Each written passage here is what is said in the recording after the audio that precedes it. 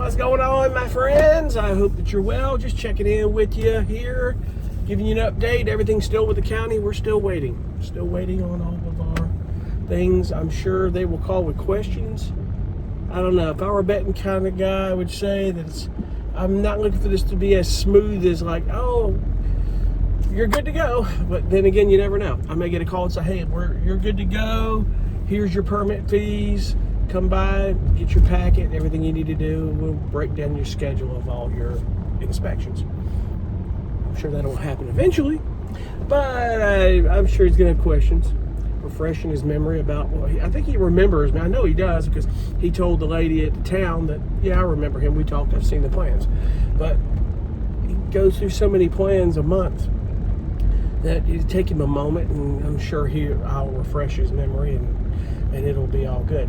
But other than that, all is well. I'm going up there. The guy in town cut my lot this week, and he kind of called me. I guess he kind of put me on the spot. I was like, I really didn't want to have to pay him $100 to do it, but I got thinking, I don't have time to get up there, and it's getting tall again. It's getting that time of the year. I may as well, because I just told him, man, don't brush hog that thing, please. I'm trying to get some grass or something established. Just cut it. He goes, I've got a finishing more, I'll cut it. I'm like, okay. All right. I still have to go up, though, and I got to weed eat a little bit, and I've got to kill ant beds, and that's part of the course. I'm going to have to kind of weed eat around the flags and make sure my flags. I hope he didn't, as I told him, don't run over my flags. Those are marking where my house is going and my water line. Just drove past a dog barking at the window of another dog in the car. Sorry. Those dogs, they're crazy. But anyway, I said, don't run those flags over. I need those flags to mark things on my property. So he said he wouldn't, but we're going to go up there. We're going to go look. We're going to go get him paid. But other than that, all is well. But I was thinking about something. I've been watching, a lot of these YouTube videos. I still watch a lot of van life YouTube channels, because I like to kind of keep my, keep a alert to what's going on in the van life world and what people are doing, if they have any problems or if their laws changing or anything is going on. And you get some van lifers that have been out there, they have good followers, and I'm not a hypocrite. I'm not going to say it didn't happen to me, because it did when I don't know why I did this, but I did it anyway, but it's okay. It comes full circle and it's all good.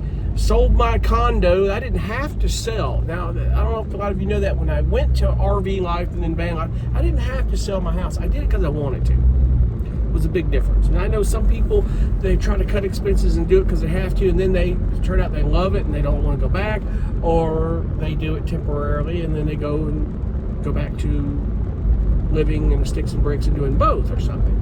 But I'm finding there's a lot of people that got into van life that didn't think about some things that I realized in 2020. And when I sold my house in 2019, I went to RV. 2020 came along and I was going, I think I'm gonna build a van, I'll sell my RV, and COVID hit. And if COVID has taught us anything, it's taught us that no matter what you do, I think you need a home base somewhere. Whether it be you're putting your RV on your piece of land somewhere and somewhere to go park it, or whether you're going to put a little house on there or whatever house that you want, and RV too. But you still need somewhere as a home base. And a lot of people choose to rent somewhere. They can rent a room from somebody for $500 a month throughout the year. Or I think the best way to go, though, because you need somewhere to park your van or your RV, you need some sort of a home base. And I didn't think about that at the time, and I didn't know. It's nothing like COVID and what went on in that time period. Nothing had ever happened like that where they just shut us down. They shut the Bureau of the BLM land. They shut all that down and told people they couldn't stay out there. And I'm like, that's unheard of. They're spread out. Why would you not let them park out there? These people have to have somewhere to park. I guess they didn't see it as, well, they don't have a home base somewhere. They just live out of their vans. The amazing part about that is that the RV and van life community seemed to get through it and always had somewhere to park, and I think that's cool as well.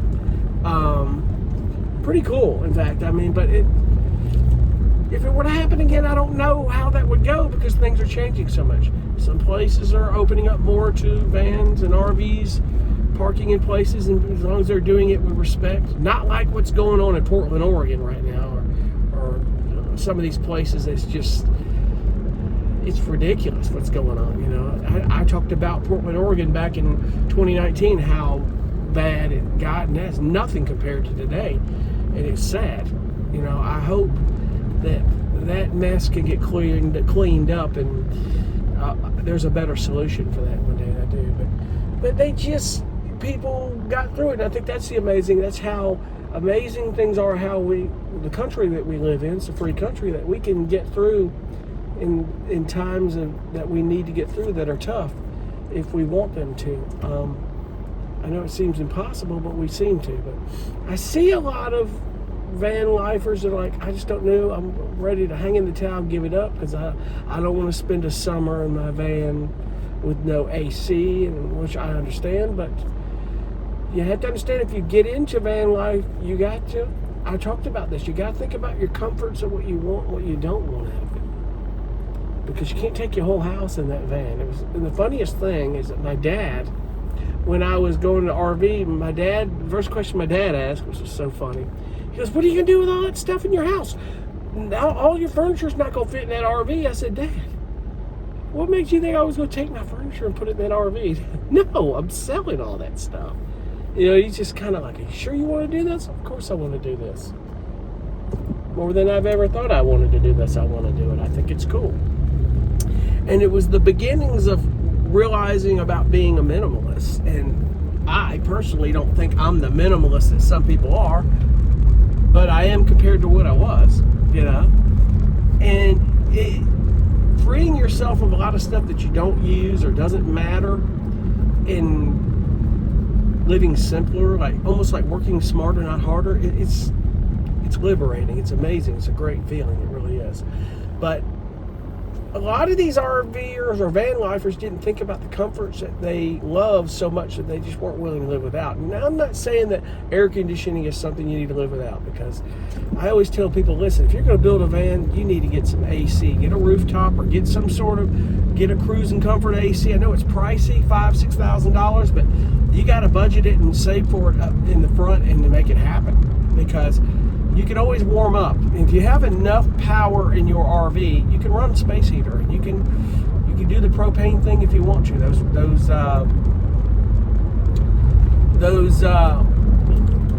My mind went blank on those heaters. They're basically radiator heaters that hang on the wall, but you know what I'm talking about. But those radiant heaters are usually your safest ones, even though I'm not big on propane. I get a little nervous around it, and I'm just not big on it. I'd rather have enough power to do other means of heating, and that's okay. We're all different.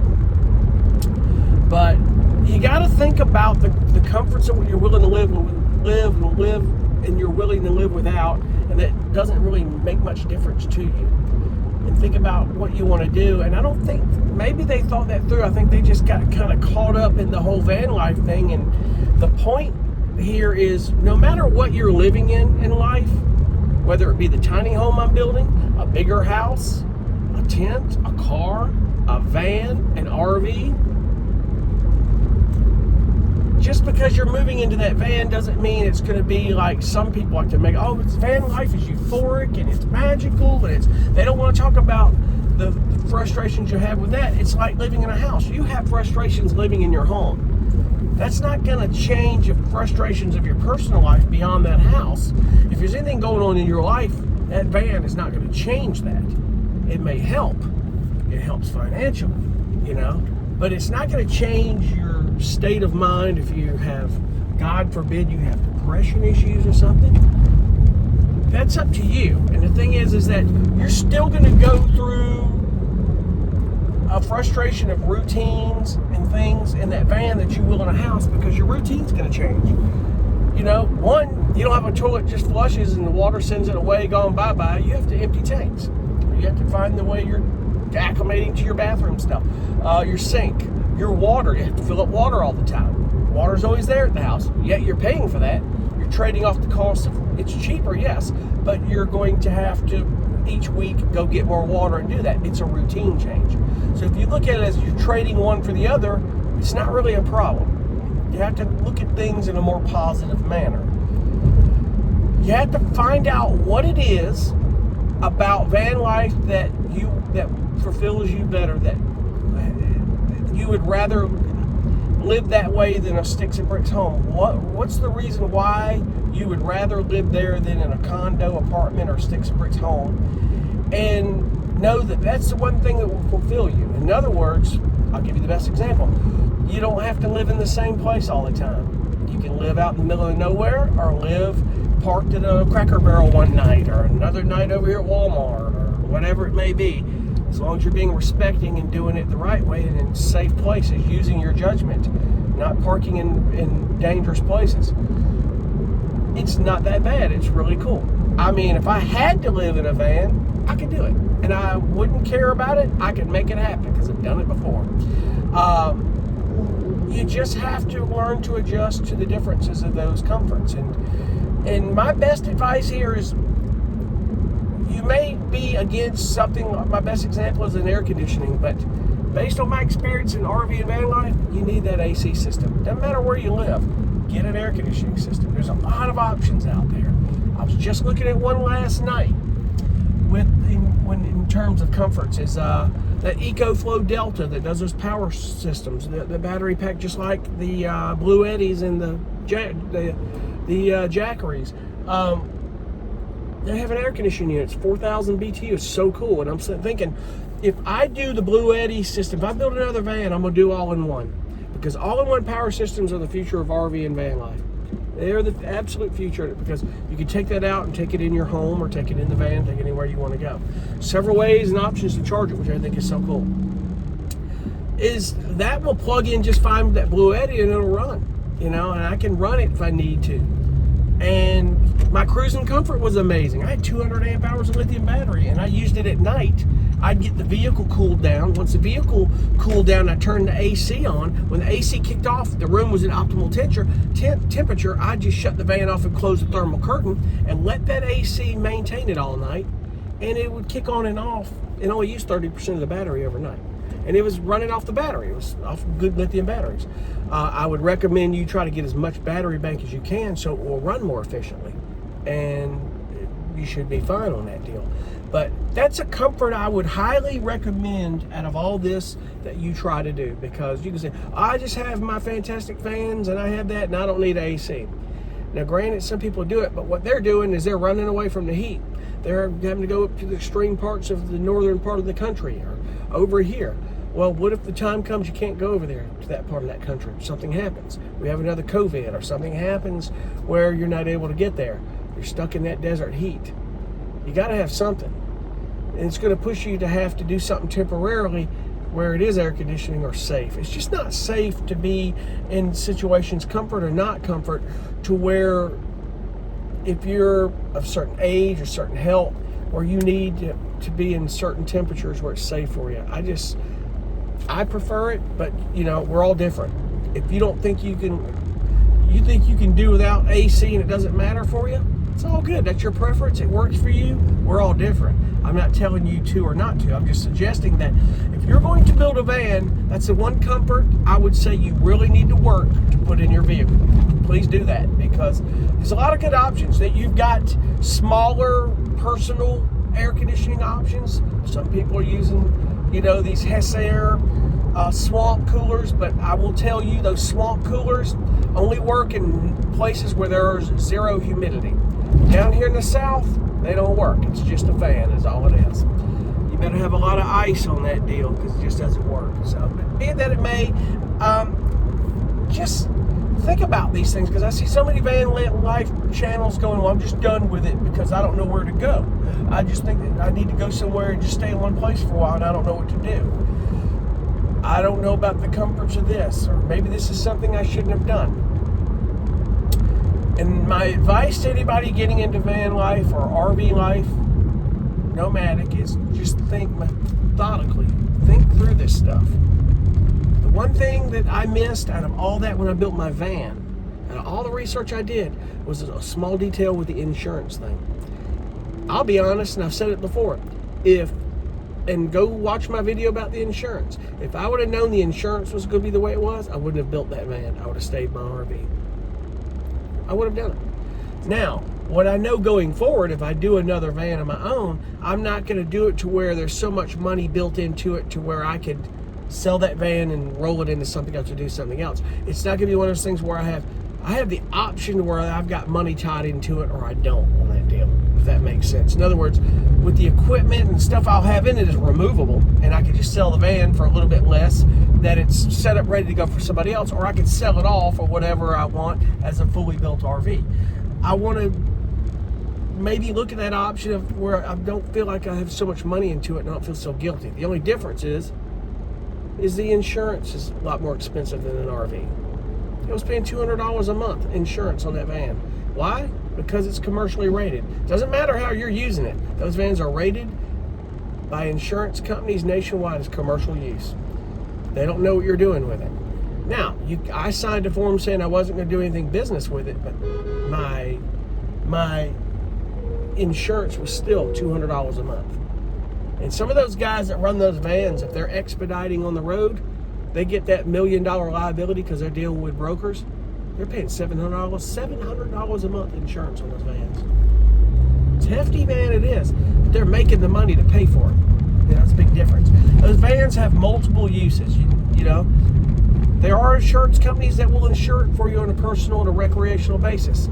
And you can get add-ons, like I've got some customization of $10,000. You can do a $10,000 customization on that. But that doesn't mean they're just going to write a check for $10,000. I talk about that in an insurance policy video that I did about just be careful in some things and do your research. But the point of my video today here, and I'm just babbling while I drive, as I always did, just think about those things, man. Think about, you know, why you want to live in an RV or a van. I think the tiny home is perfect for me. That's, you know, coming full circle, because I've lived in a condo. It was a 2-bedroom condo, and I loved it, but I didn't use the second bedroom. I had a second bathroom. I never sat in the living room much. Everything was either in my room or at my studio, which was right next to it, or I walked into the kitchen to grab something. A 1-bedroom condo would have been fine. And the tiny home I'm building is like a studio, like a 500 square foot studio apartment, and it's perfect for me. I'm gonna have the storage I need, and it works on my own piece of land, and I'm not gonna be in a 30-year mortgage on it.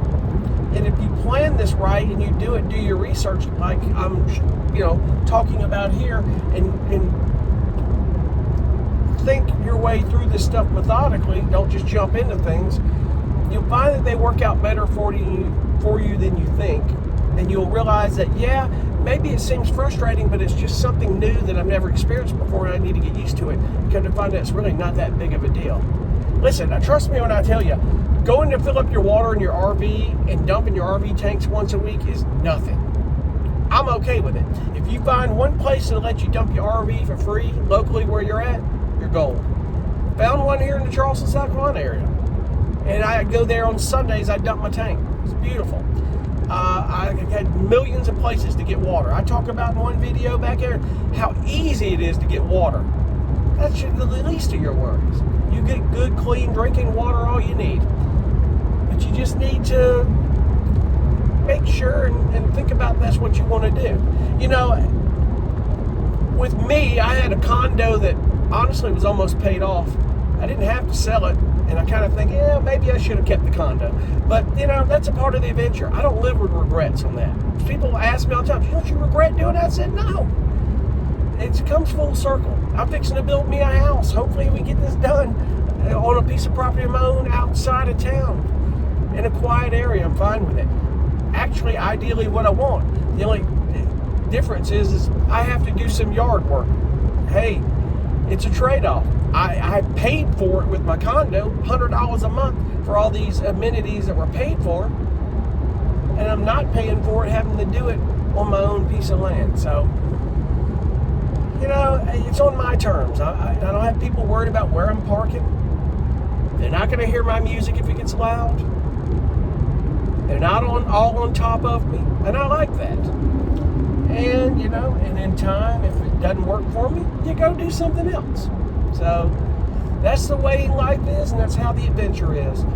I always say, don't ever think that it's a permanent solution, that the rest of your life you're going to be doing just that one thing or living in that one place. Because I can tell you right now, from one year to the next, I have no clue as to what I'm going to be doing or what's going to happen. If I could have told you in 2018 that I was selling my condo and moving to that RV, I was looking at that, I was doing my research, I was interested in it, but if I'd have told you it was going to happen, I wouldn't have known. I would have been lying to you because I wouldn't have known. I had no clue that I was going to sell that and build a van. I had no clue that I was going to sell that van and go buy another lot and look to build up in here. And you just don't know. And maybe there's a reason why that stuff happens. There's a reason for sure, guys. But anyway, I'm running too long babbling here. I'll keep you posted on as it goes with the house, and look forward to documenting this build and sharing my experience of building a tiny home and how I went by doing it. It's very cool indeed. Anyway, I'm off. I appreciate y'all for watching, and we'll catch you guys on the next video. Be cool. Bye.